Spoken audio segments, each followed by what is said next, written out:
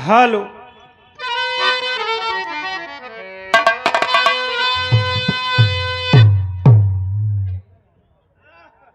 Hello. आज बहुत ही दुखद बात कि इस अखाड़े के हमारे दादा आप स्वर्गीय श्रीमान बाबा दीन गुरु जी के स्मृति शेष में समस्त कलाकारजन आए हुए, सभी को एक ही स्वर में आपका भाई आपका बेटा ये महेंद्र रसीला चरण छू करके चरण वंदन करता है और आशीर्वाद की कामना है। आइए।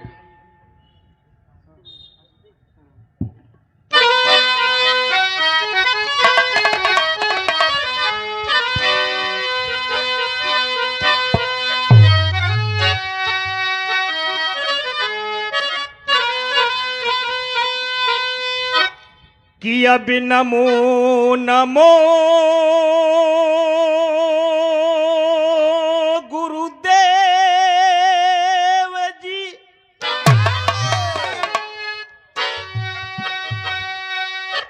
कि अब नमो नमो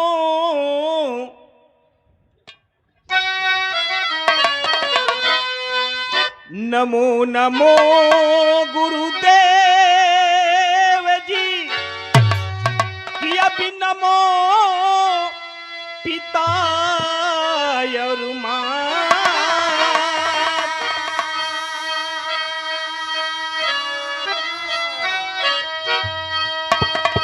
किया भी नमो नमो रसना मेरी, अब ले हुए खली हाथ,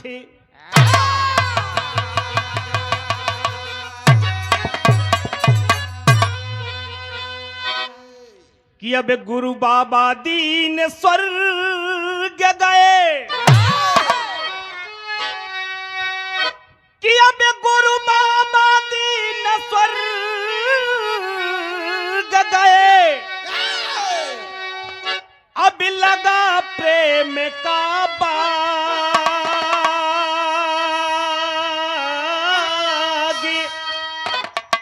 सींच रहे हैं शिष्य सभी, बढ़े हृदय अनुराग,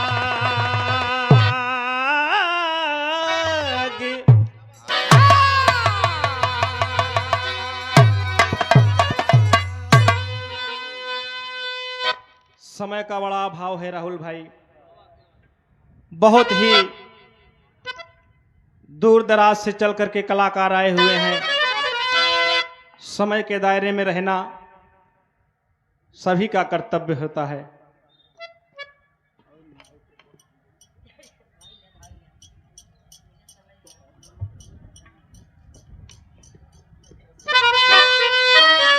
और ये देखें, हम सबके बीच में हमारी पूजनीय माताजी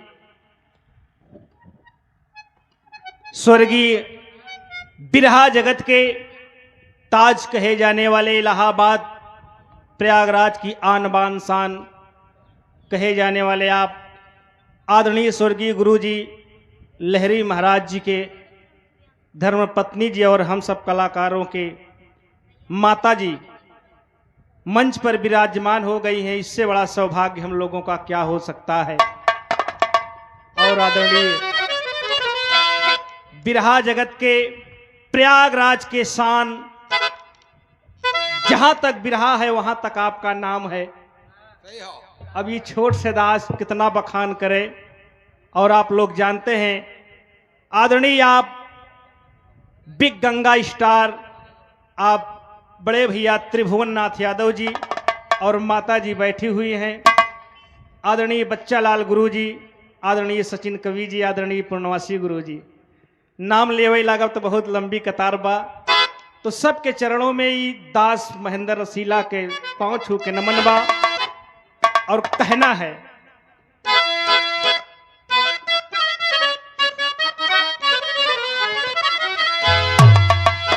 और स्वागत की कड़ी में आदरणीय सम्मानित श्रीमान राजेश चमन कवि जी हमारे मामा जी की ओर से पंखुड़ियों में गुथा हुआ हार और एक अंग वस्त्र देकर के साथ ही साथ बहुत रुपए का पुरस्कार मिला, आशीर्वाद है।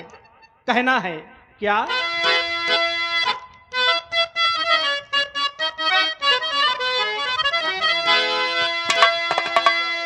हरे सना ना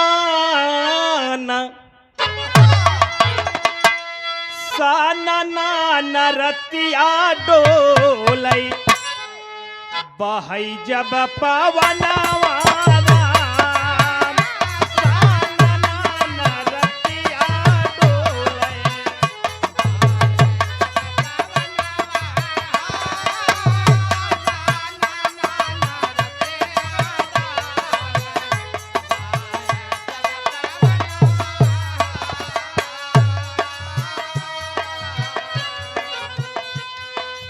गीतिया हमरे लहरी दादा जब गावे इस जान लेके एकदम नया सैलाव आ जाए तो हाँ यार सना ना रतिया डोले अरे बहाई जब पवनवा राम कही दे भौजी भैया से मोर कही दे भौजी भैया से मोरा दई दे तन गावनवा राम कही दे भौजी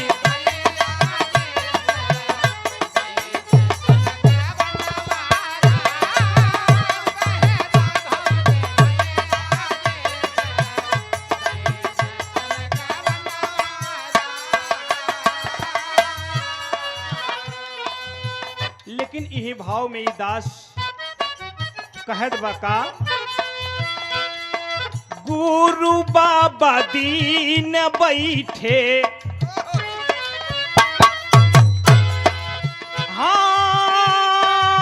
हाँ गुरु बाबा दीन बैठे स्वर्ग सिंहासन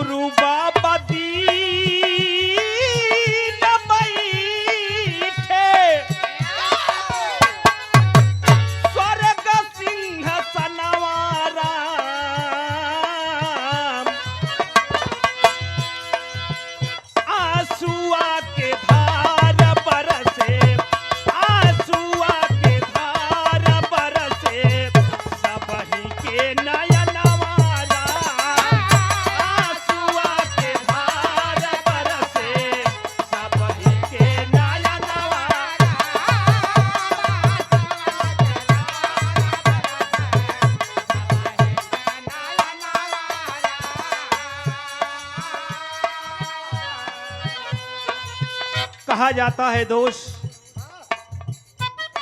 जो यहाँ आया है एक दिन सबको जाना है।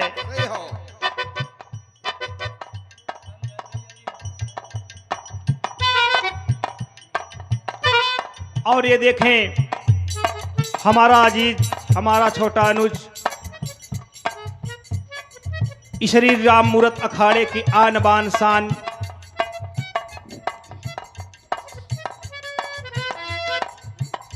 छोटा भाई रणधीर सिंह पटेल सराय बख्श प्रयागराज की पावन धरती से पुष्प की पंखुड़ियों में गुथा हुआ हार बहुत सारा पुरस्कार आदरणीय हमारे सम्मानित गुरुजी पूर्णमासी गुरुजी जिनके देख रेख में बिरहा जगत के कोनो कलाकार बाकी न हुए हैं सिवाय महेंद्र रसीला के छोड़ के।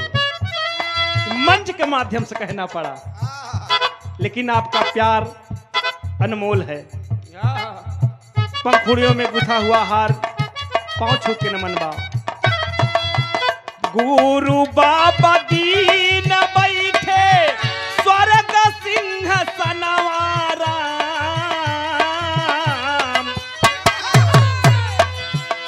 आंसुआ के धार बरसे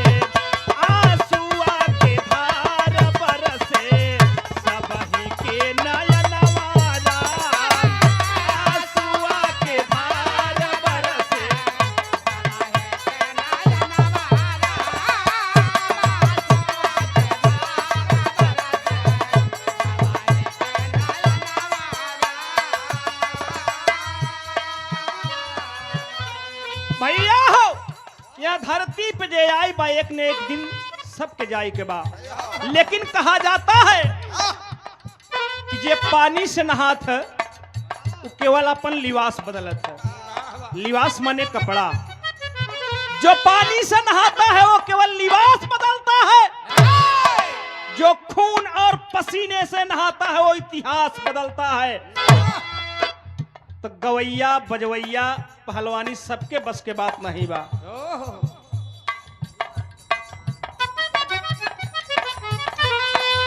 और ये देखें इस अखाड़े की उभरती हुई कलाकारा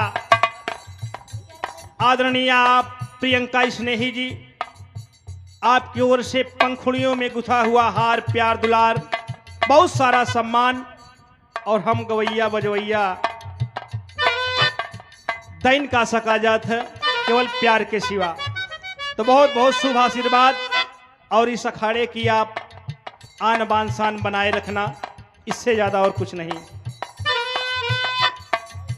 कहना है।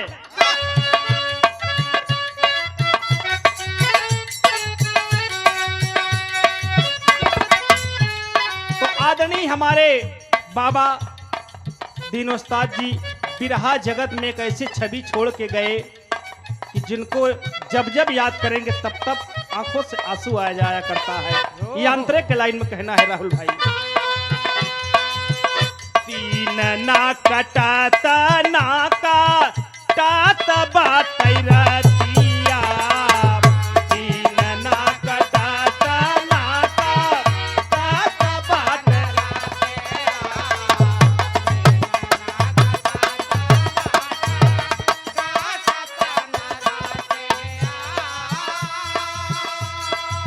दादा के याद में ना तो दिन कटत बा ना तो रात कटत बा।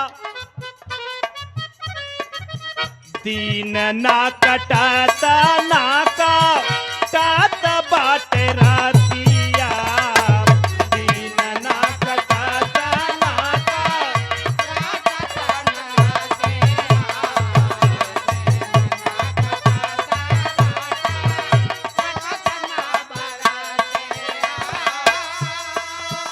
तोहरे वियोगावा में, तोहरे वियोगावा में धड़के लछतिया, तोहरे वियोगावा में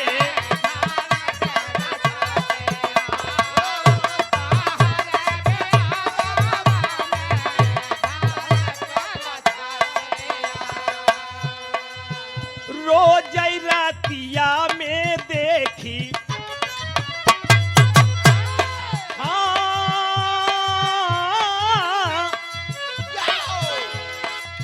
रोज रातिया में देखी तोहरा सपनवारा, रोज रातिया में देखी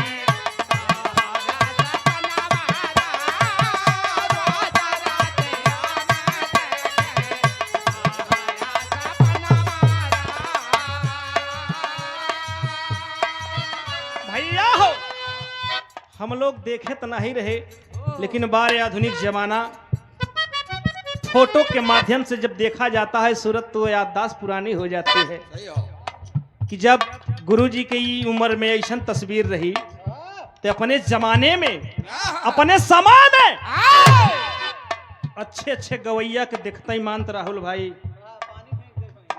पसीना छोड़ देते हैं। कहना है दूसरी लाइन में क्या,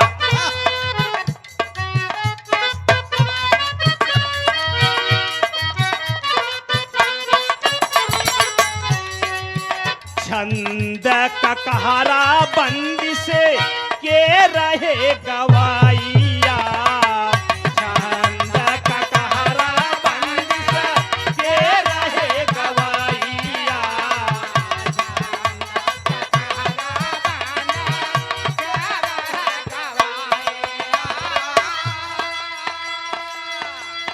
का पैया खाड़ा में।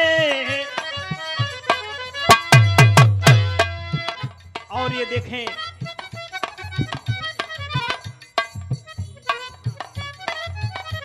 और ये देखें आप बड़े भैया मुकेश यादव जी भावी प्रधान पद के प्रत्याशी हैं। आपकी ओर से सादर 51 रुपए देकर सम्मान किए। पुष्प की पंखुड़ियों में गुथा हुआ हार, बहुत सारा प्यार दुलार, बहुत बहुत नमन है। कहना है छंद का कहारा बंदिश के रहे गवाइया, छंद का कहारा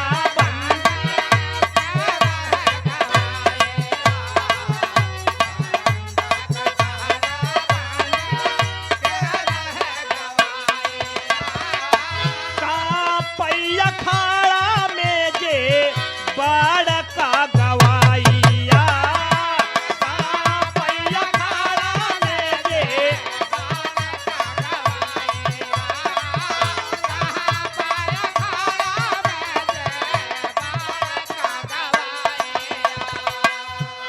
जे अपने आप के बड़का गवैया समझे। अगर जौनी दिना दादा से बदान हो जाए तो जान ले कि उनकर सारी बुद्धि खप हो जाए कि आज कैसे हमार पाला पड़ गया। कहना है क्या अरे रेली दे सोझाई सोझाई, रेली दे सोझाई सोझाई तीर यौ का मनवारा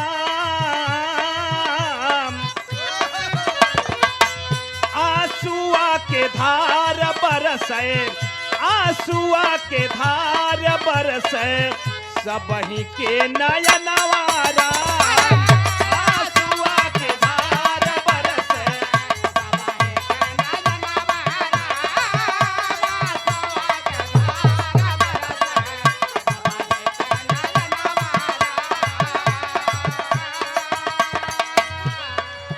तीसरी लाइन में कहना है क्या राहुल भाई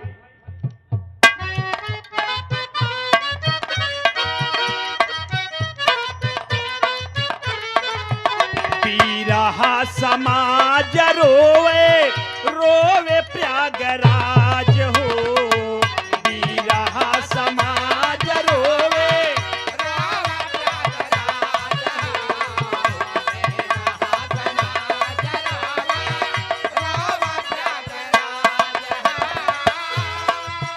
के करे माथे बांधी गईला, के करे माथे बांधी गईला पीरहा के ताज हो, के करे माथे बांधी गईला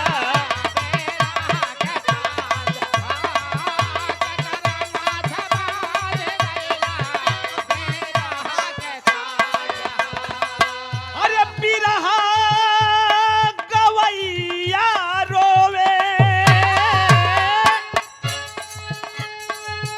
पीरहा गवैया रोवे धरती औ गगनवारा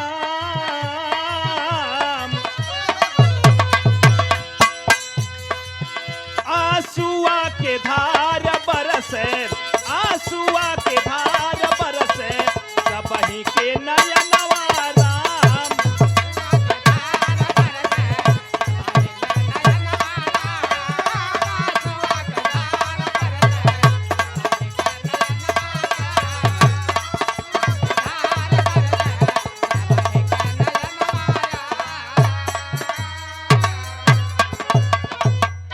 अंतिम और आखिरी लाइन में कहना है क्या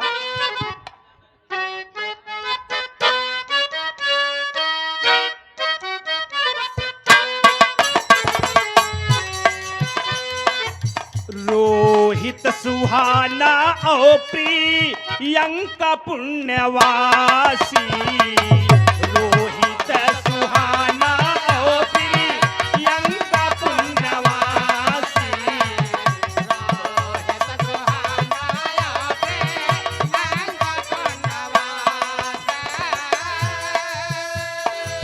राजेश जमाना कवि के, राजेश जमाना कवि के छायल बा उदासी, राजेश जमाना कवि के छायल बा उदासी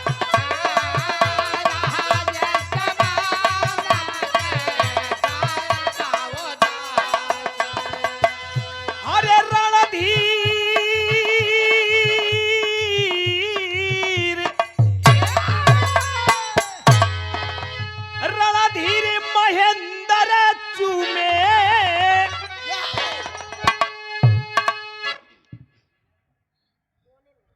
और ये देखें इसी कुल खानदान से, इसी बगिया के उभरते हुए सितारा आदरणीय आप रोहित भाई, आपकी तरफ से पंखुड़ियों में गुथा हुआ हार, बहुत से माया पुरस्कार देकर सम्मान किए। बहुत बहुत नमन है भैया को। हरे रणधीर महेंद्र चूमे अब गुरु के चरणवाराम। अरे आंसुआ के धार बरसे, आंसुआ के धार बरसे सबही के नयन